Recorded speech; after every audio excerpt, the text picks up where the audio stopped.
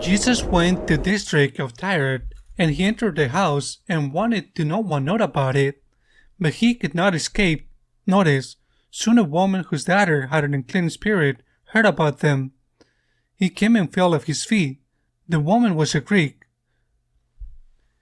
a Syrophoenician by birth, and she begged him to drive the demon out of her daughter. He said to her, "Let the children be fed first, for it is not right to take the food of the children and throw it to the dogs." She replied and said to him, "Lord, even the dogs under the table eat the children's scraps."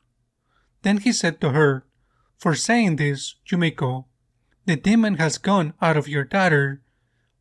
When the woman went home, she found a child lying in bed, and the demon gone. The Gospel of the Lord.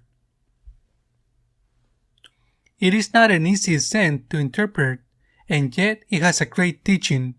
He said it is not easy because such a response given to a mother who is asking for help for her daughter is a response that is apparently harsh.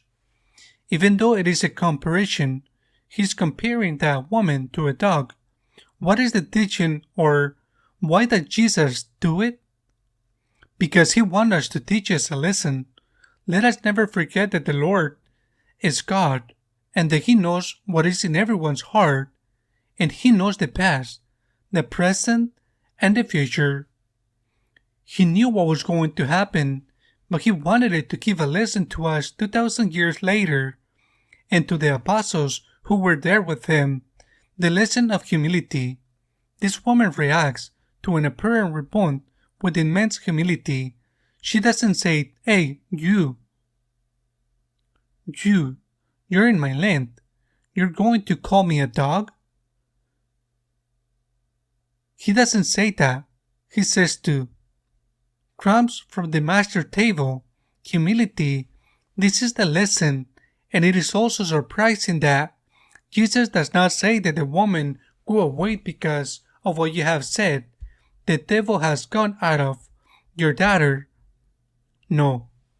He tells her that because of her faith she is healed, and because of her humility, although he doesn't mention it, because humility is the ingredient of faith. You cannot have faith and not being humble. If you are not humble before God, you do not have true faith. The humble person, the person who truly believes in God, is aware that God is God. That God is great. That we are nothing before God. Is aware that we owe everything to God, and that what we ask for, we beg for, not demand. And this is the humility of the one who asks, not the humility nor the attitude of the one who demands. It is that humility that opens the heart of Jesus. If we go to the Lord with demands, we are closing the heart of Christ. Who are we to claim, to demand, even to threat or to blackmail? And this, unfortunately, is so present in the prayers of Christians, so present. They don't realize it, of course, but it is there, and you notice that when afterwards, for whatever reason, they didn't give you what you asked for, what anger, what distance from God, what resentment, because you never asked, you demand, claimed, blackmail. If you don't give this, I will go away from you. If you don't give me this, I'll say I no longer believe in you. I kill you. That is not the attitude of a believer.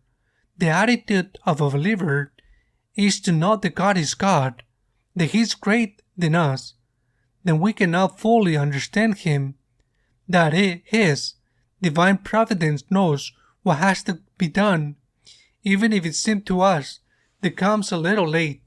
Therefore, let us always introduce into our prayers the humility, the Canaanite woman, and let us always say to the Lord what the Lord himself said to the Father in the Garden of Olives.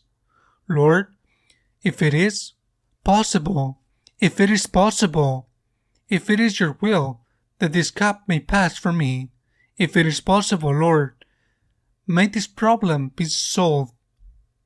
If it is possible, if this is your will, but Lord, not my will, but yours, be done. Amen.